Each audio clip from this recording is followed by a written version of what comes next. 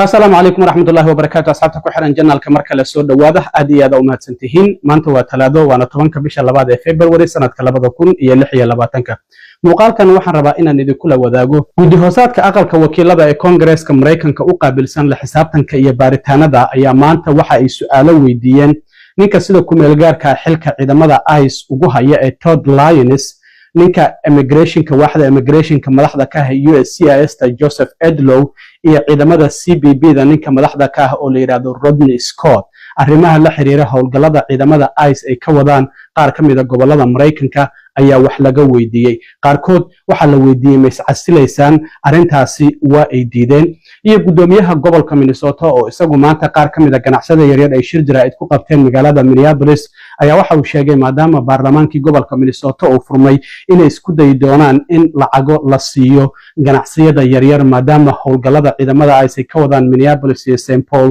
uu ganacsigoodii si aad ah u saameeyay dhalinyaro fara badan oo ballan maxkamadeed oo master hearing ah loo soo geliyay bilaha soo socda qaarkoodna ay maanta soo mareen dhalinyaradaasi waxaa loo soo bandhigay in wadanka Uganda loo masaafurin karo oo ay ku noolaan karaan iyo in kale arintaasina waan idin la wadaagaya balse marka hore soo dhaw waxaan ognahay Congress-ka in ay xakiyeen miisaaniyadii ama lacagtii la siin lahaa wasaaradda amniga gudaha oo ciidamada ICE iyo kuwa xuduudaha ay hoos yimaadaan maadaama ay dimuqraadiyiintu ay ka dalbanayaan waxyaabo dhowr ah inay dhaqan geliyaan oo isbedel lagu sameeyo dib u habeyn lagu sameeyo laakiin sida muuqata hadda labada xisbi waa isku afgaran la yihiin maanta guddi hoosaadka aqalka wakiilada ee Congress-ka Mareykanka u qaabilsan la xisaabtanka iyo baaritaanada ayaa waxa ay u yeereen Todd Lyons oo ciidamada ICE kumeel gaarka hogaankooda u haya Joseph Edlow oo waaxda immigration ka USCIS ta madax ka ah iyo waliba Rodney Scott oo ciidamada CBP isaguna madax ka ah su'aalo dhowr ah ayaa halkaasi lagu weydiiyay ninka madaxda ciidamada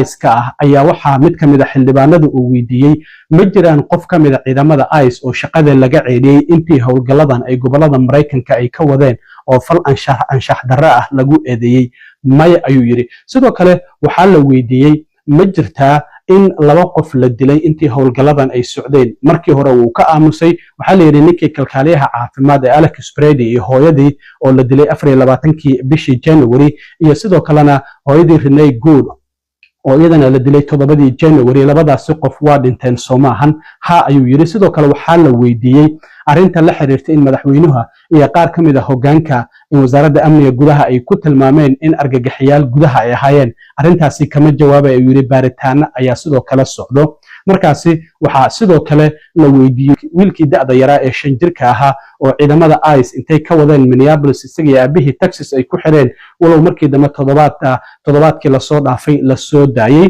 wuxuu yiri wiilkaasi aabihii ayaa ka cararay ciidamada ICE-na sidaas ayay u qabteen ay macnaha si ay u hayaan markii dambena aabihii dib ayaa loo soo qabtay laakiin sidaas ma ahayn sida ay wax u dhaceen waxa sidoo kale la weydiiyay ma iscasilaysa maya ayuu yiri isma casilayo haddaba isagoo su'aalahaasi la weydiinayo ninka ICE madaxda sida ku meel gaarka acting u ah oo xilka u sii haya Todd Lyons waxa uu yiri How many ICE agents have been fired for their conduct under your leadership?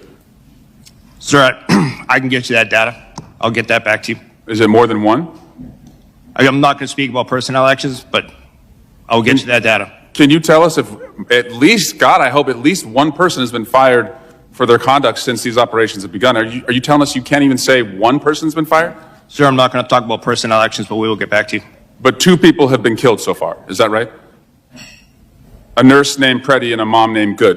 2 people have been killed so far. Yes, sir. Mr. Lyons, will you apologize to the family of Renee Good for being called a domestic terrorist by the president and his leadership? No, sir. Why not? Sir, I welcome the opportunity to speak to the family in private, but I'm not going to comment on any active investigation. Is she a domestic terrorist? Sir, I'm not going to comment on the investigation. And the president and Secretary Noem are elected officials. That's their right to their comments. But as career law enforcement, we won't speak to any. Do you agree with their comments? Sir, I'm not going to go ahead and talk about any ongoing investigation. Will you apologize to the family of Alex Preddy for also being called a domestic terrorist? Sir, again, I'm not going to speak to any ongoing investigation. You now have a decision. Will you stand with the kids who you're supposed to protect, or will you side with the killers bringing terror to our streets? Mr. Lyons, will you resign from ICE? No, sir, I won't. Why not? Because, sir, that child that you're showing right there, the men and women of ICE took care of him when his father abandoned him and ran from law enforcement. sidoo kale Todd Lyons oo ciidamada ay si ku meel gaar ah madax ugu ah ayaa waxa sidoo kale la weydiiyay ma jirtaa in dadka muwaadiniinta Mareykanka ah ee wadooyinka socda ciidamada ay intay istaajiyaan ay weydiiyaan inay muwaadiniin yihiin iyo in kale maya ayuu yiri arrintaasi haddana waa iska fogeeyo waxa uu yiri ciidamada ICE waxa ay wadeen howlgallo bartilmaameed ah oo dadka ay doonayaan meesha ay joogaan ay yaqaanaan ay ugu tagayaan laakiin xildhibaanka su'aasha weydiinay wuxuu yiri arrintu sidaasi ma ahan waxa jiray in dadka qaar midabkooda iyo accentiga luqadda ay ku hadlayaan lagu bartilmaameedsanayay ama in ay og yihiin dad soo galootay oo dadka aan cadaanka ahayn la bartilmaameedsanayay waxaa la weydiiyay sidoo kale inay jiraan wadamo sidan sameyn jiray sida Naaziyiintii Jarmalka iyo midowgii Sofiyeeti inay sidaasi sameyn jireen waxa uu sheegay inay jiraan wadamo noocaas sameyn jiray marka macnaha waxa la leeyahay maxaa Mareykanka iyo hadda wadamadaasi ay ku kala bedelan yihiin maadaama muwaadiniintii Mareykanka iyagoo wadooyinka socda la leeyahay sharci ma leedahay mise sharci ma leeyahay qaarkoodna iyagoo sharci la xitaa la xiray ama dhibaatooyin loo geystay harassment ay ka mid tahay qofkaasi la jijiiday gaarigiisii laga soo bixiyay iyadoo arrimahaasi la weydiinayna mar kale waxa uu yiri And Mr. Lyons, what guidance have you given to your agents about asking people walking on the streets of America to show proof of citizenship? Sir, as I stated earlier, the men and women of ICE, deportation officers, special agents, we conduct targeted intelligence-driven operation. We don't walk around on the streets asking people about their American citizenship. Really?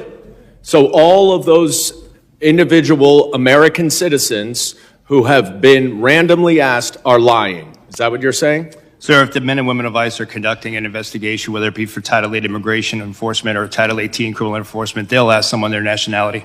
Right, but that's not targeted because they're asking all sorts of American citizens, including off-duty law enforcement. Now, have you directed at any point your agents under the Supreme Court's racial profiling ruling to only stop non-white people and those who look like immigrants to ask for their citizenship papers? No, sir, I haven't.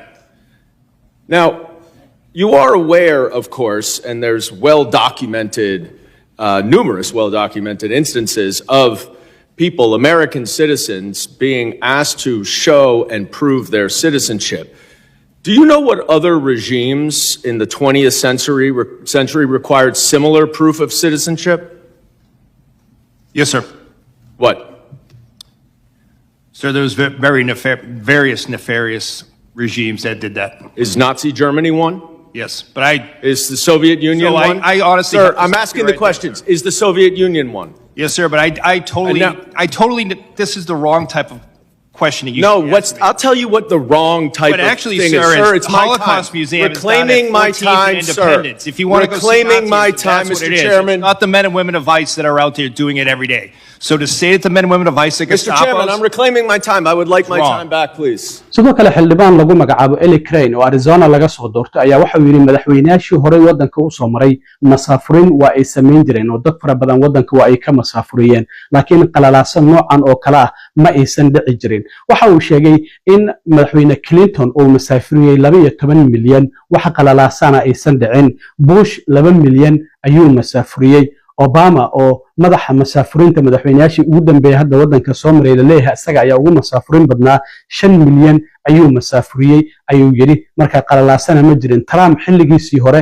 2 milyan ayuu masaafuriyay Biden 4 milyan ayuu masaafuriyay Trump hadda markii uu xilka ku soo laabtay hadda sanadkii la soo dhaafay 2025 625 qof ayaa la masaafuriyay 2 milyan dad ka badan si mutadawacnimo ah ay wadankoodii dib ugu laabteen marka maxaa sababaya ayaa la weydiiyay ninka madaxda ka ah ciidamada CBB-da in xilligan qalalaasa la sameeyo iyadoo waliba lagu gabanayo in masaafurin la sameeyo dad sharci darro ah ama dambiilayaal isaguna waxa uu yiri arintaasi waxa sabab u ah in fikrado qaldan laga gudbiyay ciidamada ICE iyo waliba kuwa xuduudaha arintaasina ay sabab u tahay warbaahintu leh ay arintaasi boombonisay iyo su'aalahaas iyadoo la weydiinayay sidoo kalena nambaradaasi madaxweynayaashii hore ay masaafuriyeenna la soo bandhigay waa kan xildhibaan Eli Crane oo Arizona laga soo doorto arrimahaasi ka hadlay I also want to go through real quick some numbers of ICE deportations with other presidents who I believe both you, Mr. Scott, and you, Mr. Lyons, have worked for. Under President Clinton, 12 million illegal aliens were deported and removed from this country, some voluntary, some departures. No riots. Under President Bush, 2 million, no riots.